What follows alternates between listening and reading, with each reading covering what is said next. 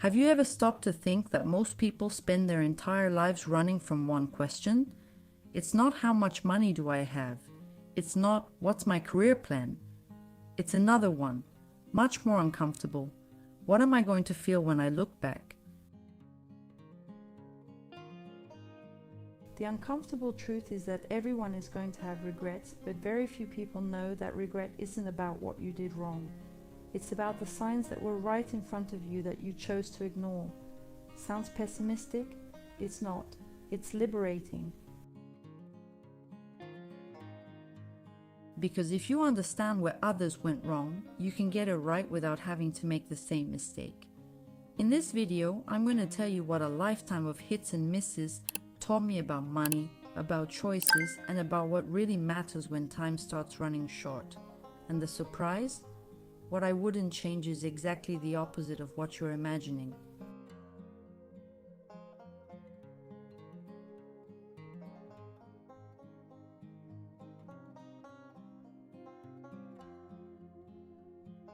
Do you remember your first real job?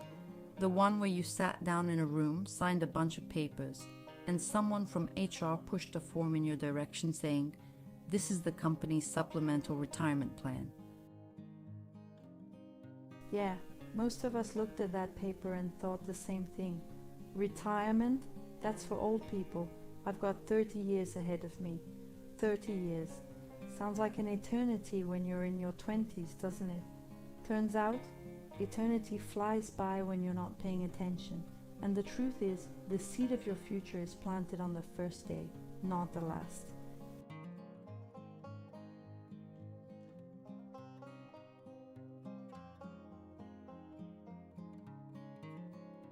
The problem isn't just the illusion that time is infinite, it's the belief that Social Security is going to take care of everything on its own. It was designed to be a supplement, not the single pillar of your retirement. By the time you figure that out, 20, 30 years have gone by. And your savings? Well, they fell short because the bill never came. Someone who only contributes whatever is left at the end of the month ends up with a lot less than someone who sets aside a fixed amount starting from their very first paycheck. It's not about luck, it's about consistency. And consistency means treating your contribution to a supplemental retirement plan like a bill you have to pay, not like spare change. The money you fail to save at 25 never comes back, and every year you lose requires a much bigger effort later on to make up for it.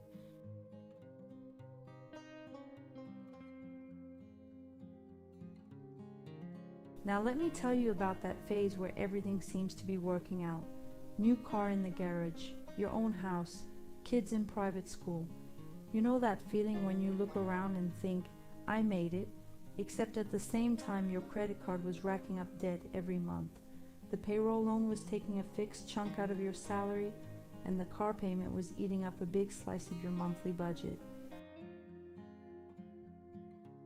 The cost of living was going up faster than your income. No matter how hard you worked and how much you tried, the bills always came in at the same amount, or higher, and what was left at the end of the month was shrinking instead of growing. You knew that if you kept going at that pace, eventually you wouldn't be able to pay for everything anymore.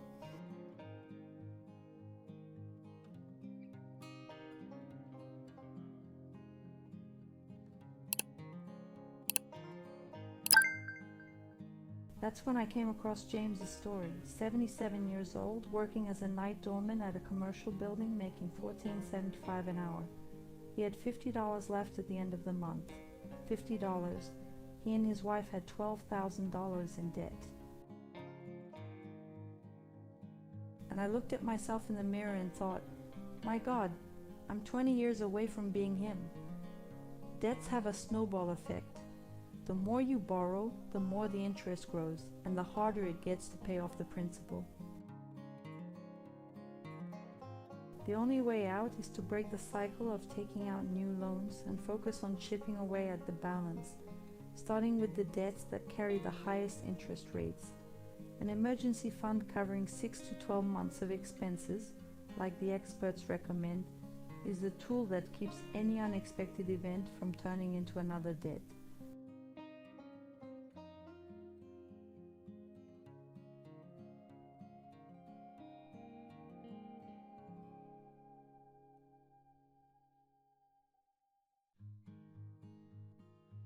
The year was 2008.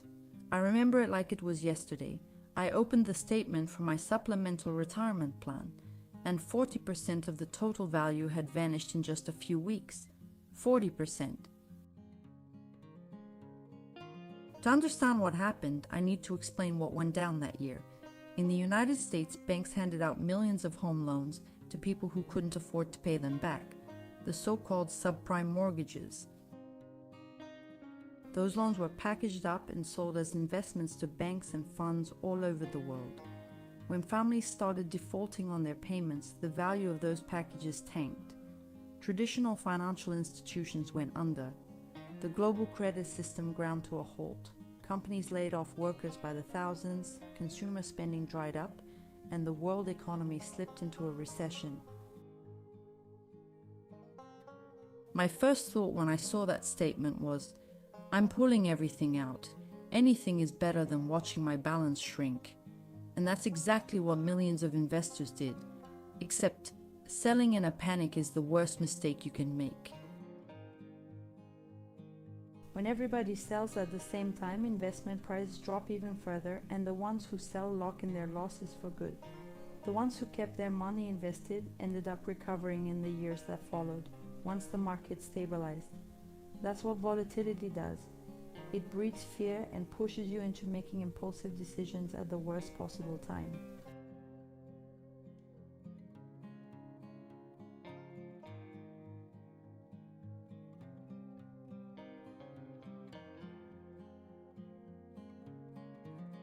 Economists have a perfect name for what the 2008 crisis caused.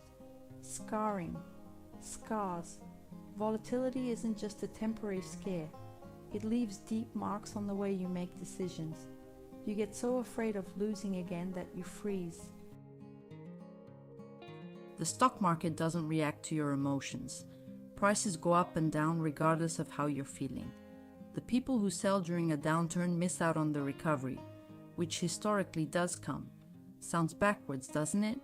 Keeping your money in when prices are low and the news is all bad. Another lesson a lot of people learn too late: don't check your investment balance every single day. It sounds simple, but it's one of the most valuable pieces of advice out there.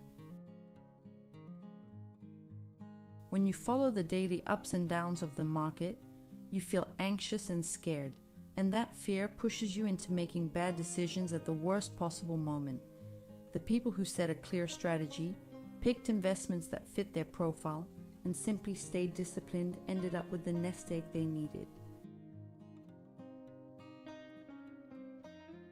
The ones who kept tinkering with their investments, buying and selling based on scary headlines, ended up more worn out and with less money.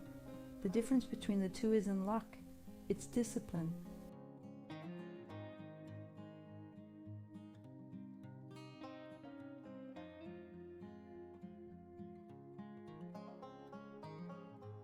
The people who put everything into a single type of investment learn the hard way just how cruel volatility can be. The secret is to split your money between variable income and fixed income, adjusting the ratio as you get older. When you're young, you can afford to take more risks. As retirement gets closer, the priority shifts. Instead of chasing fast growth on your investments, the focus becomes preserving the wealth you've already built. There's no single foolproof strategy that works for everybody, but there are basic principles that do work. And those principles can be learned by watching the financial mistakes other people made before you.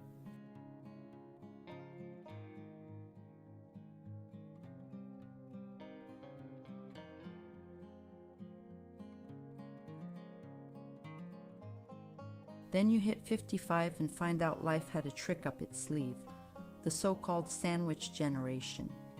That's the term used to describe adults in their 50s and 60s who have to support both their aging parents and their young adult children at the same time. Your mother, now elderly, starts needing intensive daily care, constant supervision, medical appointments, help with basic activities. All of that takes time and money. Your youngest child is still in college and can't support themselves. You end up stuck between these two responsibilities, watching your savings get split between caring for your mother and covering your kids' college costs, while the money that was supposed to secure your retirement shrinks month after month. The reality of that position is heavy. The financial stress is huge, and so is the emotional one, because you find yourself torn between taking care of the people who raised you and the people you raised without enough resources to do both properly.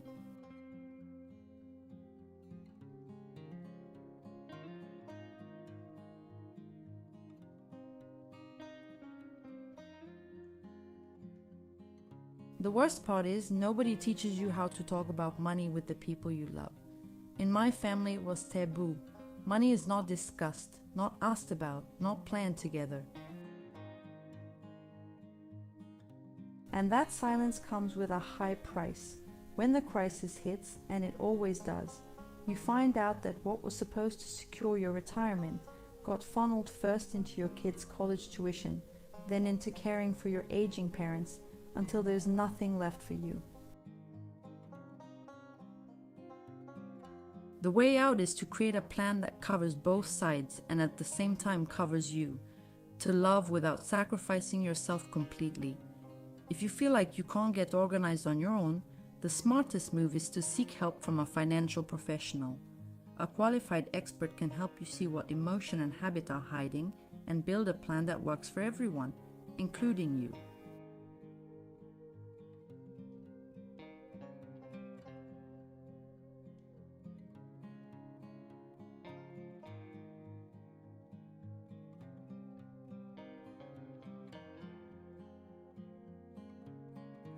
My younger sister had a stroke at 63. She didn't have decent health insurance. She had no savings. She lived alone.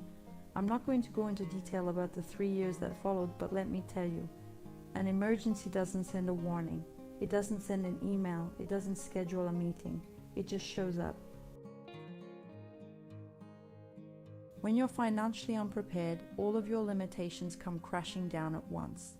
The cost of living for an older person doesn't go down in retirement, it just shifts.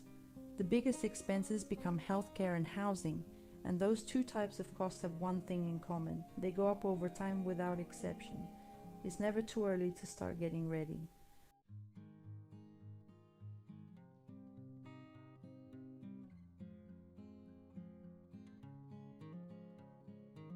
A 65-year-old woman was living in a trailer. When she was asked what she imagined she would be doing at 65, she answered. She expected to be resting at home, enjoying life after a lifetime of work. Except that rest never came. That story could be anyone who reaches 65 without a financial plan. Experts recommend that retirees keep a reserve equivalent to 1 or 2 years of expenses for emergencies. That's not an exaggeration. It's the bare minimum, so you don't have to turn to desperate alternatives because you ran out of money. The fragility at this stage isn't just financial. It's also the lack of a support network made up of family, friends, or institutions.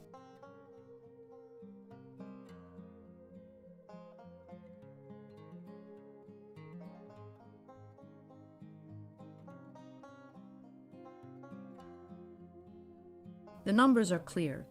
More than half of today's retirees don't have enough money to support themselves. 140,000 Americans over the age of 55 are living on the streets. A geriatric specialist explained that starting your life over when you're at the end of it isn't just a financial problem, it's also a deep emotional one.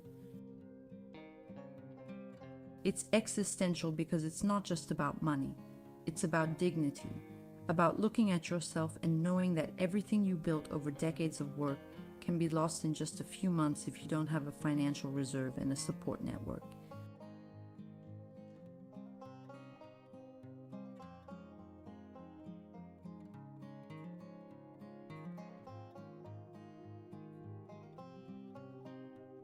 The question nobody asks is, have you ever had an honest conversation about money with your parents, with your kids?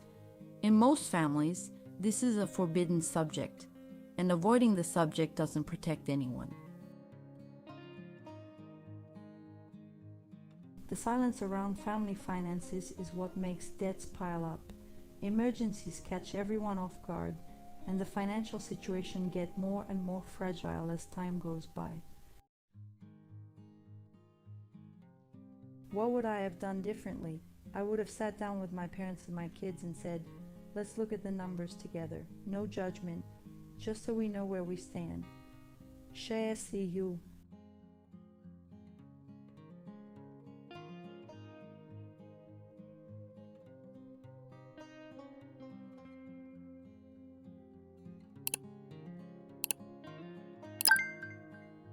Loving without completely sacrificing yourself is a skill that almost nobody has mastered. You can help your aging parents without destroying your own retirement. You can support your kids without going into debt up to your eyeballs. The secret is in setting clear boundaries and doing financial planning together as a family. There are people who, as they got close to retirement, sold their house and started sharing a home with others in the same situation. Some of them built communities that became a source of income and emotional support. They didn't wait for the government or any institution to save them. They reorganized themselves financially and socially. And you can too. But that takes the courage to talk about what nobody wants to talk about.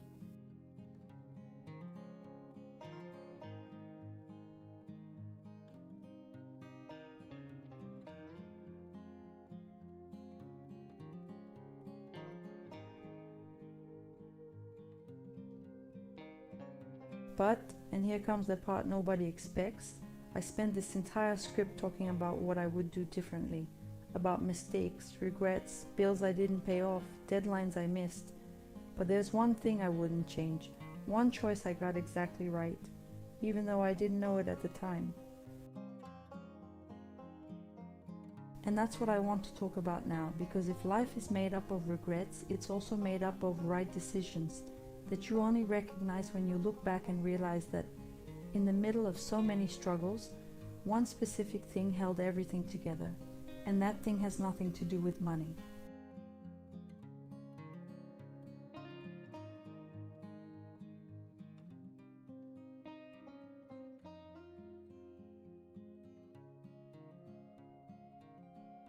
They say money doesn't buy happiness. That's true. But the lack of it causes so much suffering that you spend your entire life trying to earn more, thinking happiness is in the next raise or the next financial achievement. Except it's not. There are examples of elderly people who work their whole lives, but when they reach retirement, the moment they dreamed of resting, they get unpleasant surprises. Their retirement income isn't enough to cover their expenses. These people aren't sad because they don't have a bank account full of money. They're sad because they worked their entire lives, and in the end, never got the chance to rest and enjoy what they built. That's the truth nobody tells you.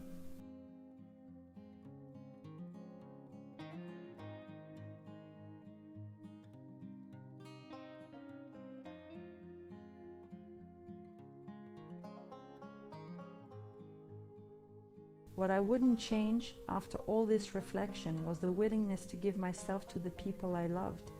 The money I spent on the people who were by my side wasn't wasted. It was put toward what really mattered.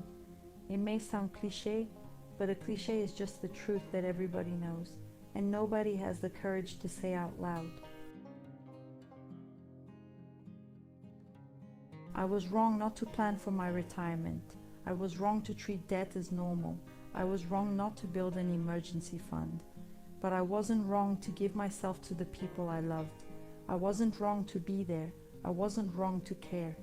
And if there's one thing money can't buy, it's a genuine connection with someone you truly cared about.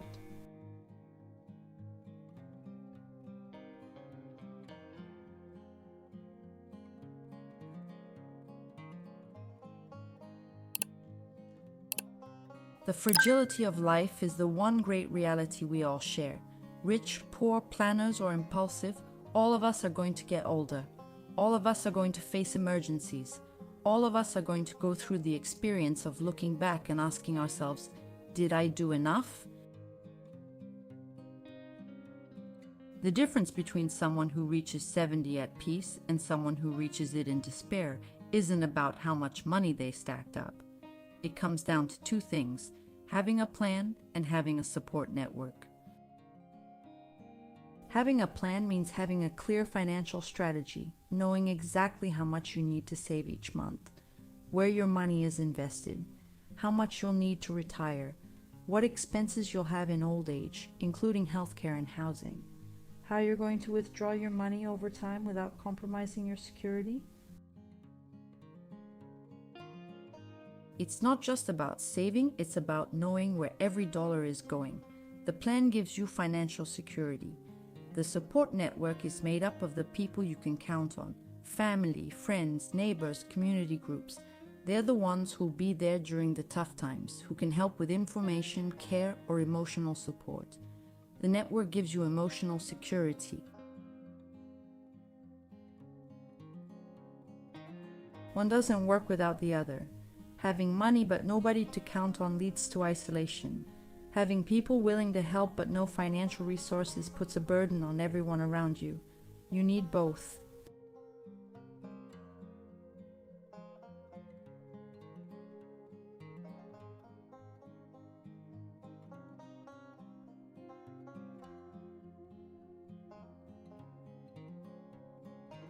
If this video touched you in some way, I need to ask you for 3 things. First, share with someone you love. With your parents, your kids, your spouse, your closest friend. Don't put this conversation off for later, because later might be too late. Second, pause right now and open up a spreadsheet. Write down your income, your expenses, your debts, and your savings. You don't have to fix anything today. You just have to look. The first time you look is always the hardest, but it's also the most freeing.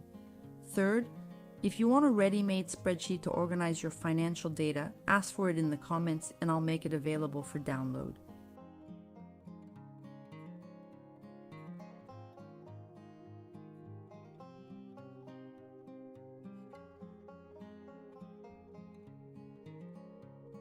Did you actually pause? No, don't just think you'll do it later. Right now.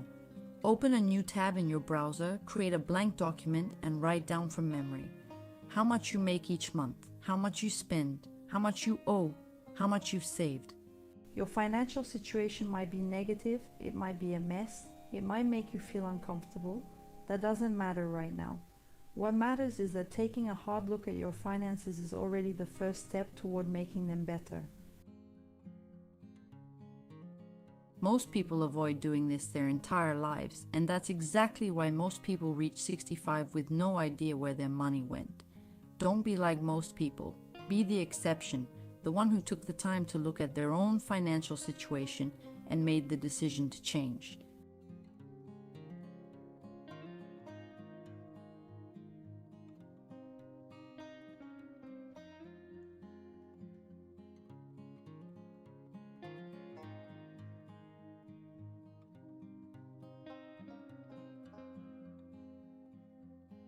I put together a simple plan that I should have made 30 years ago. Step by step, no financial jargon, no complicated terms that only exist to confuse you. An easy-to-use spreadsheet, 3 basic rules, and a path to reaching 70 with financial dignity. It doesn't matter if you're 25, 35, 55, or 75, the best time to start is now. The second best time was 30 years ago. But since you can't go back in time, how about making the most of right now? If you want a spreadsheet to organize your financial data, ask for it in the comments and I'll make it available for download.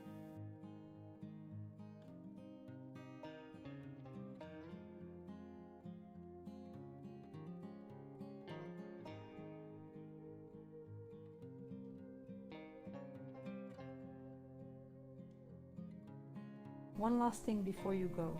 Remember the story of that 65-year-old woman who was living in a trailer and could barely afford her basic expenses? She said she was just waiting for time to pass, with no expectation that anything better would come along. Yeah, things might get better with time, but nobody's gonna fix your life for you. You have to act, to move, to go after the change. This video isn't about guilt, it's about choice. What are you going to do with the time you still have? Because time, unlike money, can't be recovered. It just passes. And using that time well is the best way to avoid a financially mismanaged life.